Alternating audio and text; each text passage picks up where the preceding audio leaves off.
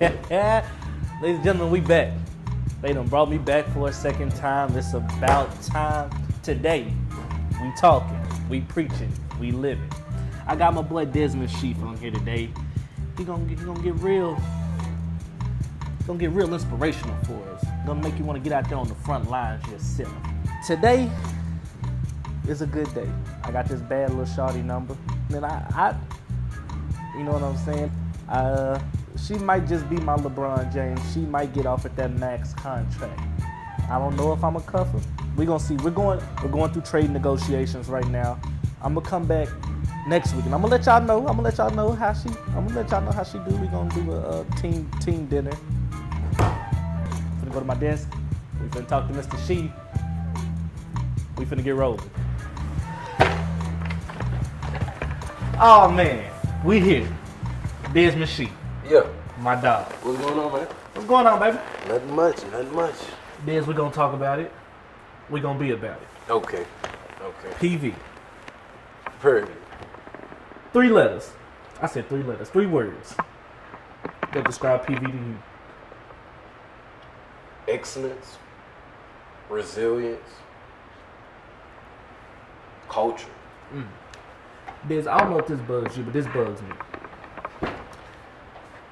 I hear a good chunk of the students that go here. PV this, PV that. And it's not always it's not things to do with PV. Let's take housing for instance. Housing is a totally different issue than PV. They're their own entity. ACC. But people will blame housing on PV. And then they'll try to say PV's bad because of housing. Does that irk you? In a way, it doesn't. And the only reason why I'm gonna say that is for the simple fact that we all attend Prairie View, and when you sort of get housing on campus, you kind of relate that to on-campus things, and on-campus things normally has to do with the administration on campus. So normally when students come here, they don't understand that housing is an outside entity. It's an outside entity that basically is housed on Prairie View's campus. So people will get mad at Prairie View, say this, that, and the third about Prairie View, but in all actuality, they have that right because Prairie View allows those outside entities to be housed on this campus. And granted, housing does some trifling things at times. You know what I'm saying? I stay on campus and I have my own issues with housing. But then let's get to the people who just talk down on PV in general. Oh, well, we don't do that. We don't. And see, we go here and we have a love for this campus, this school, its history. Facts. And if it's one thing I can't stand, is to down talk what we do here as if we aren't enough or as if we're not good enough to speak highly of our school. So my question is to you. What do you say? And you can look at the camera. You can talk to the people. Because the people are talking about you right now. Yeah. What are your thoughts to the people who say, well, your camera over here, my bad. So what are your thoughts to the people who say, that young brother will never make it? Or that young brother, you're a criminal justice major. Facts. I hear you speak a lot on black excellence and in the dreams and aspirations you have for us as a people and the culture. What do you have to say to the people who look down on you for those very reasons? I mean, at the end of the day, everybody's not going to have an ear for knowledge, an ear for wisdom, that certain vibration that you get when somebody come around you and you know that person means you well, or you know that a genuine motivation, a genuine encouragement, and everybody's not going to feel that. Everybody is not going to look at Prairie View like I look at Prairie View, or see black excellence in black people like I see black excellence in black people. So therefore, I can't waste my time even worried about those people, because there's so many other people that's dependent on me to make sure, like, I'm doing what I have to do so that they can, you know what I'm saying, have some type of motivation or encouragement that's genuine. Like, you know what I'm saying? So at the end of the day, if somebody looks down upon anybody, not just me, but anybody, you know, that is encouraging or trying to motivate black excellence, then it's shame on that person. Not shame on the person that's doing it or the person that's actually putting in the work to make sure that we are promoting black excellence. It's shame on the people that look down upon those people. I like what we're talking about here. So, black excellence is something we all hold near and dear to our hearts. Even if we come from troubled backgrounds, we got a troubled history. Everybody's history isn't good. All of PB's history isn't good. Right. And we hear people say PB's a party school, this, that, and the third. We're here. We party, but we don't party like that. Majority of the time, most people are back at home. They're going home to visit their family, or they're in their rooms. Right. So, for people to say that we're a party school and they put that stigma on us, all schools are party schools, if we're being honest. Mm-hmm. But, you know, we have parties, but yeah, we still do our work. If you look at the student body, I've never seen more people since I've been here. This is the first year I've really, and I'm not trying to knock anybody that's been here before that, but everybody is focused on their grades right now. From the freshmen up until the upperclassmen that are graduating and that are on their way to graduation. So, what are your thoughts on the stigma that we just party, that we don't do anything, that we're just here? Basically, when you talk about a party school, I mean, every college throw parties. Every college probably have bigger parties than Prairie View. Actually, our city is not a college town yet. Mm-hmm. So therefore, our parties aren't even that major on the record with other universities. You get what I'm saying? So therefore, when people be like, you know, Prairie View is a party school, or Prairie View is basically they don't get their work done because they're party. Nah, because 9 times out of 10, the parties that we have are small scale compared to other universities and how other universities party. Now, don't get me wrong, we party and we party hard, but it's 10 times more work put in on the yard. It's 10 times more work put in the classroom. It's like, of course, we're going to have fun. This is college. This is going to be the best 4 to 6 years of your life, depending on what degree plan you're on. So if you spend all these years without socializing or enjoying yourself as a college student, then you'll probably regret that once you graduate.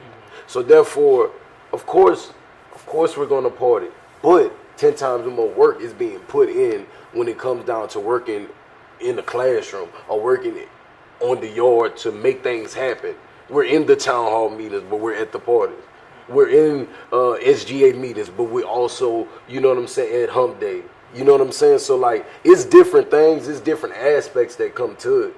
It's just the way that people look at Prairie View, just because probably we're an HBCU that promotes excellence. Mm-hmm. I got you. So your major, criminal justice. Right.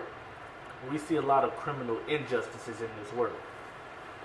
So, I want to get your take on a few of the injustices that we've seen from the fatal shooting of unarmed black men. And then we're going to talk about the Colin Kaepernick kneeling. And that the agenda from the NFL to have whether all the owners came out with their players and they took their knees. Right. You know, we look at the Jerry Jones situation.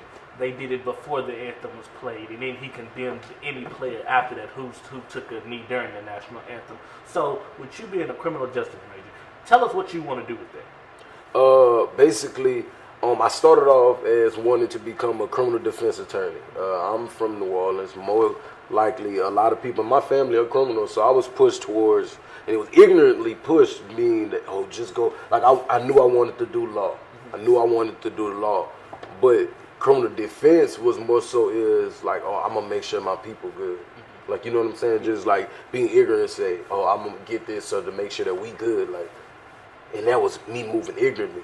Not until I came to Prairie View to understand that it's a pipeline that drives people to become criminal. So when you have a pipeline that drives people to go criminal, you got to understand what's the pipeline. It's an educational system that we forget about. The educational system is what we forget about totally. We forget that maybe Lil James that's in class moving around, that he's not moving around because he don't get the information. He's moving around because he don't have nothing else to do because he can complete all his work.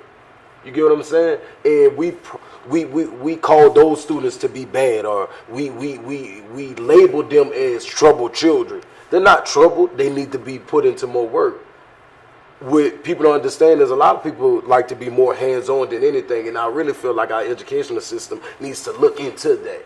Like, you know what I'm saying? You can't test somebody, like, you know what I'm saying? Everybody is not test takers. Yeah. You know what I'm saying? Everybody is not, you know, the same when it comes down to that. So when I came to Prairie View, it just made me look at the educational system and what we need to do with that. So I want to study educational policies. I want to get a MPA in educational policies, and then go on to study educational law, and in the hopes of, in the future, starting my own school teaching K through 12. Piggybacking off what you just said, Colin Kaepernick took a knee for unarmed black men being shot by white cops, and then the white cops weren't held accountable for their actions. So my question to you, being the criminal justice major that you are, looking into the pipeline and all that you do, what are your thoughts on how the narrative changed from the killings of unarmed black men to a flag or to an anthem? When you look at the situation in this whole, he stood up against all injustices against any race of people. He not only stood because black men was getting shot, and white men wasn't being charged for it. Mm-hmm. White police officers wasn't being charged for it. That's been going on since the beginning of the time. Okay. You get what I'm saying? That's basically what our police system is based up off of. When you research the criminal justice system, when you research policing, it started off as basically watchmen. And that's what they did. And then when you talk about the Americanized, because the watchman comes from the London system, which we all replicate around the world. That's where it started at. Then when you bring it to America, basically the first line of police officers was to capture runaway slaves. That was their first job. That was their mission. That was their sole mission at the beginning of the day, whether they was dead or alive, catching. You get what I'm saying? And so he stood up against a system of injustices and racism and oppression of people of color in America. So to see that even just be displayed as he took a knee because he took a knee because all of the things that has been going on, and then also he continued to fight for it. He didn't just take a knee, and that's what a lot of people misconstrue. He didn't take a knee; he got in the community as well. He put his money where his mouth is. He started walking the walk. You get what I'm saying? And so when you seen Colin Kaepernick after everything happened with the NFL, he was still in the community. That means his drive was genuine from the start. And then when it comes down to the narrative being changed to a national anthem or the flag, of course I knew that was coming. You gotta know that if African Americans start to open up just a little bit of their eyes and see what's really going on, the NFL, whether somebody is woke or not, a lot of people watch the NFL. How do I trigger the minds of the people that I really can't capture? You get what they're familiar with. You go to where they're familiar with. That's why he in the community. He has caused basically awareness all around through the NFL.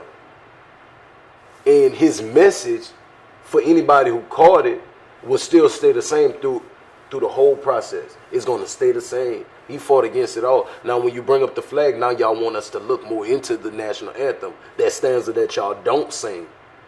You get what I'm saying? Because when you talk about the national anthem, you really got to break it down to all three parts that is in. And then when they talk about slaves in the second one, which the one we don't, the part of the national anthem we don't want to acknowledge. So they can acknowledge us standing against the national anthem, but that's a whole nother fight inside of his own self. So don't even, I feel like you shouldn't even bring that up. especially when it's talking about going against the flag of this country, the flag of a country that held African Americans in oppression. Like, we have been oppressed for 400 plus years and counting. It's not over. It's still going on. You get what I'm saying? So when it comes down to that, I could go on all day about it, because that's something that is relevant to our time now. That is important. We haven't had history being made like this for us as a people in a minute. So to see this happening right now, I'm excited. I'm excited. Brother, you got me want to stay on the front Yeah, line. I'm excited I'm because ready to take a knee on my like, I'm excited because we haven't seen this. For our generation. We haven't seen too many strong black men stand up. I got you. So for sure. Man, when I say I appreciate you coming on here and schooling me a little bit. Nah, you gave man. me a little information that I wasn't privy to before. Hey. I appreciate that, dog. Stay woke, my brother. Yes, sir. Ladies and gentlemen, when we come back, closing arguments, it's about time.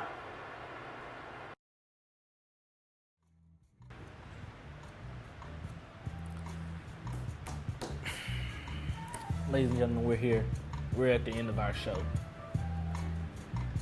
Like Desmond said, we haven't seen this in a long time. We haven't seen brothers coming together and standing up for a great cause. Let's stop tweeting about it. Let's stop Facebooking, stop Snapchatting. I know you mad. Get out there and do something about it. Go out there. You don't have to cuss. You don't have to yell. We can talk about it. That's the problem. We don't talk anymore. We'd rather tweet. We'd rather hide behind a computer or a phone or in our room instead of getting out there. Because we have the leaders. PV, we have the leaders. We got Desmond. We got the SGA Vice President. We got Dr. Ruth Simmons leading the charge. Let's make it easier for the students coming behind us. Let's make it easier for our communities so that they can go out there, so that they can vote, so that they can be what they see on TV, so that they can have the dream to be the next president, so that they can fix what Trump has done. Ladies and gentlemen, it's about time. I'm going to lead you with a quote from a wise man known as The Undertaker. He said, there's no shame in going out there and fighting and getting your ass kicked, but there's no honor in not fighting at all. Ladies and gentlemen, I'm Deandre Nicholson, and I'm signing off. It's about time.